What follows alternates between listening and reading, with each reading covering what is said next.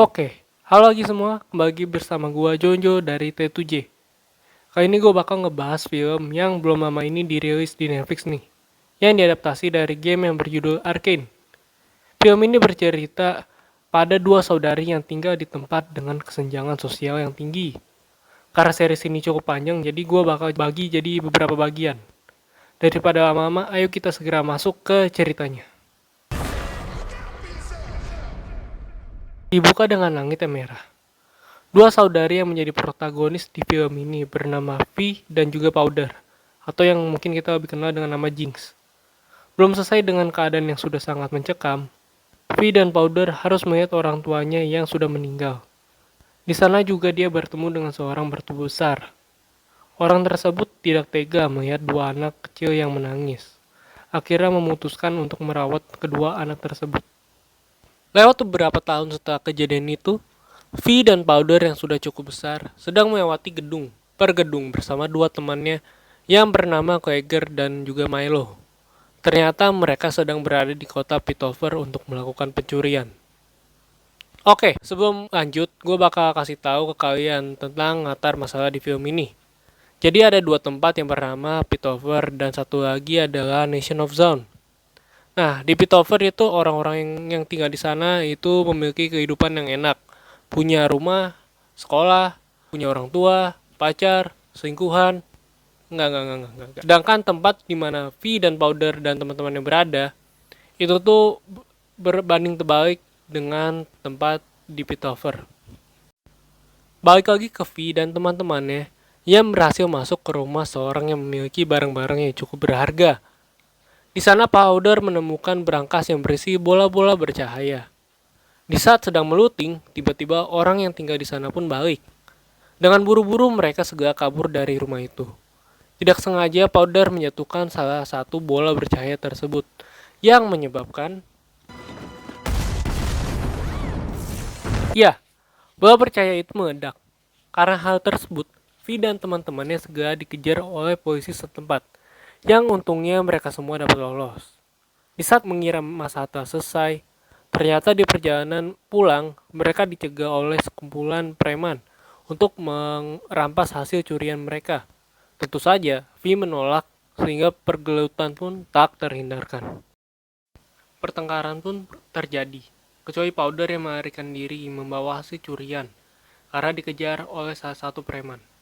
Di saat terpojok, Powder memutuskan untuk melempar semua hasil curiannya ke dalam laut, sehingga ia dapat melarikan diri. Teman-temannya, terutama Milo pun marah atas perbuatan yang dilakukan oleh Powder. Kecuali V yang membelanya, itu pun dengan perasaan terpaksa. Akhirnya mereka pun balik ke rumah orang yang berbadan besar tadi yang bernama Fender. Ternyata, Fender adalah penguasa yang berada di Nation of Zaun. Fender mendapatkan berita tentang pencurian yang dilakukan oleh V, yang membuat terjadinya pertengkaran. Untungnya mereka berakhir dengan damai. Dan Fender menyuruh V dan teman-temannya untuk bersembunyi sementara. Sedangkan Fender akan mendatangi informan yang memberikan info mengenai pencurian tersebut. Di tempat lain, Powder ternyata masih menyimpan bola bercahaya tersebut yang berada di kantongnya. Saat ia mau memberitahu V, ia menguping pembicaraan antara V dengan Milo yang mengatakan untuk tidak membawa Powder untuk pencurian yang lainnya, karena bukan pertama kalinya Powder selalu mengacaukan sesuatu. Powder yang mendengar pembicaraan itu tidak jadi memberitahukan apa yang ia dapat saat pencurian. Tapi saat Powder pergi, V membela Powder, karena ternyata para preman mendapatkan info tentang pencurian yang dilakukan oleh V dan kawan-kawannya adalah karena Milo yang gak bisa menutup mulutnya. Nah, balik lagi ke Fender yang bertemu dengan temannya yang bernama Benzo dan anak buahnya yang bernama Eko, yang nantinya akan memiliki peran yang cukup besar ke depannya. Fender mengatakan kalau ada pengkhianat di antara mereka yang lebih parah daripada Enforcer. Enforcer itu tuh sebutan penjaga keamanannya Piltover.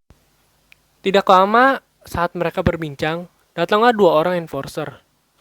Eko yang menguping mendengar pembicaraan antara Fender dengan kepala Enforcer, yang ternyata membuat kesepakatan satu dengan yang lain. Itu yang menyebabkan Piltover dan Zaun tidak membuat onar satu dengan yang lain, sampai masalah yang dibuat V dan teman-temannya. kepala enforcer tersebut meminta Fender untuk menyerahkan pelaku perampokan tersebut. Tapi karena Fender tahu kalau V yang melakukannya, Fender merahasiakan orang tersebut. Balik lagi ke Powder yang sedang berada di ruangannya. Ia merasa bersalah, tapi dihibur oleh V. Dan akhirnya Powder memberitahukan bola bercahaya itu, dan mereka memutuskan untuk tidak memberitahu Fender. Di lain tempat, preman yang dikalahkan oleh V balik ke markasnya. Di sana seorang dengan sebelah mata yang hitam bernama Silco.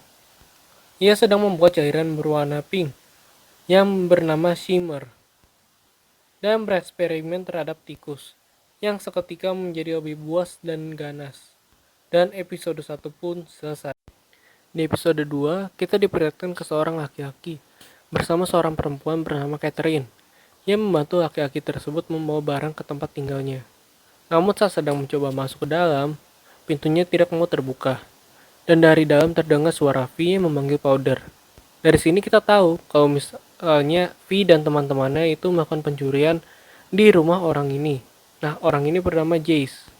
Lalu terjadi ledakan, yang untungnya tidak menewaskan Jace ataupun Catherine. Saat pingsan, Jace teringat akan masa lalunya, di mana ia dan ibunya yang berada di tempat bersalju dan hampir mati, tapi diselamatkan oleh seorang penyihir yang bernama Reis. Buat kalian yang main gamenya, kalian pasti tahu karakter ini. Reis membuat sihir dengan menteleportasi Jace dan ibunya ke tempat yang sama. Balik lagi ke Jace, yang ditangkap karena melakukan penelitian dengan menggunakan barang-barang ilegal. Di sana juga diperkenalkan wakil ketua akademi yang bernama Victor. Di penjara, Jace didatangi oleh seorang berbadan kecil bernama Helmindenger.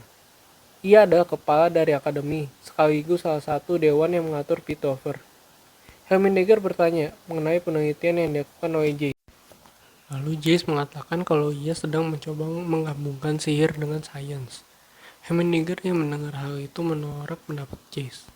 Ia melarang Jace untuk membicarakan mengenai sihir saat dihadiri di depan dewan nanti. Berpindah ke Vi, Powder dan teman-temannya yang sedang berada di tempat persembunyian untuk bersembunyi dari para enforcer. Dari sini kita juga tahu kalau Powder ternyata sangat ahli dalam menembak. Tapi tanpa sengaja, enforcer berhasil menemukan tempat persembunyian mereka. Untungnya mereka dapat kabur dari para enforcer. Di bar milik Fender, orang-orang di zone protes kepada Fender dan menuntut ingin membalas dendam terhadap Piltover. Tapi Fender mencoba menenangkan mereka. Akhirnya orang-orang di sana pun berhasil tenang, walaupun dengan rasa kecewa dan kesal. Di sana juga Eko memberitahu V kalau Fender telah membuat kesepakatan dengan para enforcer. Nah, kembali ke Piltover, Jace akhirnya diadili. Di sana para dewan mengejeknya. Karena sudah tidak tahan lagi, akhirnya Jace berkata kalau penelitian yang dilakukan berhubungan dengan sihir. I was trying to create magic. Jadi bola bercahaya yang dicuri sama Powder di awal itu sebenarnya adalah sihir. Tetap saja mereka menolak, terutama Helmindenger. Karena saat ia muda, ia pernah melihat sihir digunakan dengan tujuan yang salah. Jace terancam untuk diasingkan dari Piltover. Kalau saja ibunya tidak memohon kepada dewan, akhirnya Jace hanya dikeluarkan dari akademi saja. Berpindah ke zone, salah satu enforcer bernama Marcus dipanggil oleh Silco dan memberitahu pelaku yang melakukan pencurian di Piltover. Selain itu, Silco juga memberikan cairan Shimmer kepada preman yang melawan V waktu itu, yang membuatnya menjadi lebih besar dan lebih buas.